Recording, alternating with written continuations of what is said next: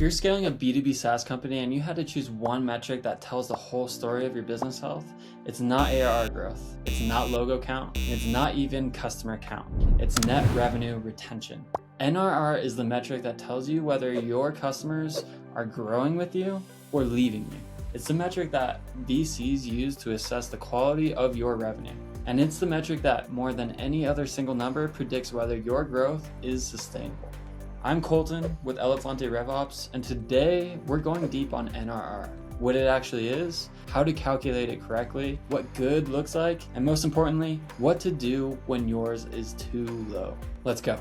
Let's start with the definition, because I see this calculated incorrectly all the time. Net revenue retention measures how much revenue you retain and grow from your existing customer base over a given period, without counting any new logos. The formula: take your ARR from a cohort of customers at the start of a period, add expansion revenue, upsells, seat additions, upgrades, subtract contraction revenue, downgrades, subtract churn, divide by your starting ARR. Simple example, you start the year with 1 million ARR from 50 customers. During the year, 150K in expansion from those customers, 50K in downgrades, 80K in churn. Your NRR equals 1 million plus 150K minus 50K minus 80K divided by 1 million equals 102%. That 102% is significant. It means your existing customer base is growing. Even if you didn't sign a single new customer, you'd still be growing. Now contrast that with a NRR of 85%. That means for every dollar of revenue from existing customers at the start of the year,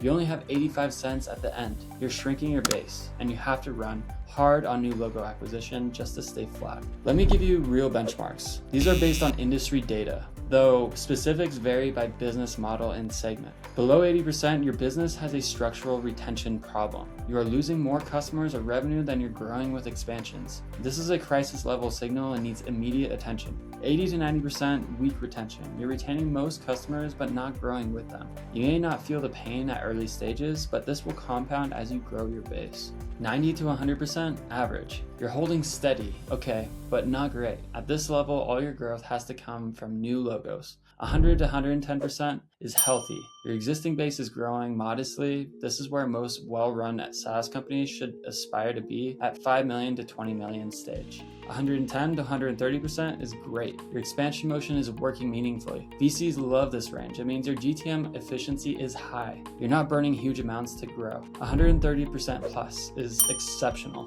This is category defining territory, Snowflake, Datadog territory. Your best customers keep buying more. Most early stage founders I work with are in the 85 to 95% range and don't realize how much it's costing them. Let me show you why that matters. Here's where the math gets really interesting and a little painful if your NRR is low. Company A has 5 million ARR, is growing 50% year over year on new logos, and has 85% NRR. Company B has 5 million ARR, is growing 40% year over year on new logos, and has 105% NRR. After 5 years, which company has more ARR? Company B wins decisively, because every year Company A is losing 15% of their existing base and having to replace it before they can even grow. Company B's base is growing on its own. The new logo growth is additive on top of a compounding existing revenue base. This is why investors use NRR as a quality of revenue signal. High NRR means your go-to-market efficiency gets better over time, not worse. Low NRR means you're on a treadmill. At Elefante RevOps, when we model out a client's growth trajectory, NRR improvement is almost always the highest leverage intervention we can make. Even at a 10-point improvement in NRR from 90% to 100% dramatically changes the 3-year revenue projection.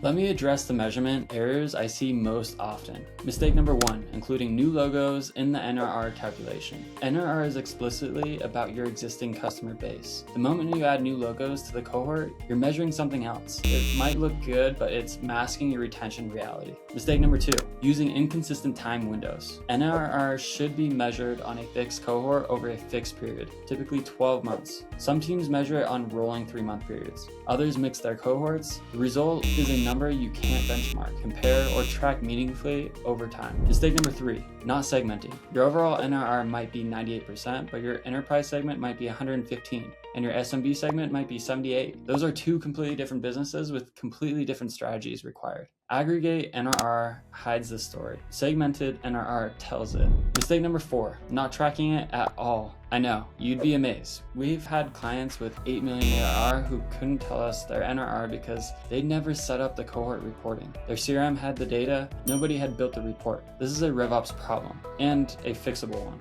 Okay, you've measured your NRR correctly and it's not where you want it. What do? There are really 4 levers. Lever 1, reduce churn. The obvious one, identify your highest churn segments or personas. Do they have something in common? Company size, use case, how they were sold to? Often churn is concentrated in a few cohorts. Fix the fit problem, fix the onboarding problem, or stop selling to that segment. Lever 2, reduce contraction. Are customers downgrading? Why? If it's budget, is there a mid-tier option you're not offering? If it's usage, is there a product adoption gap? Contraction is often a signal of value delivery failure. It's worth investigating. Lever 3, build a systematic expansion motion. Expansion doesn't happen automatically. It requires proactive touchpoints, usage-based triggers, and an account team focused on growth, not just renewal. If your CS team is purely reactive, your expansion motion is near 0. Build in the playbook. Lever 4, improve onboarding. The best predictor of long-term retention is early adoption. Customers who hit value quickly, who onboard successfully, who integrate your product into their workflow, they stay and they grow.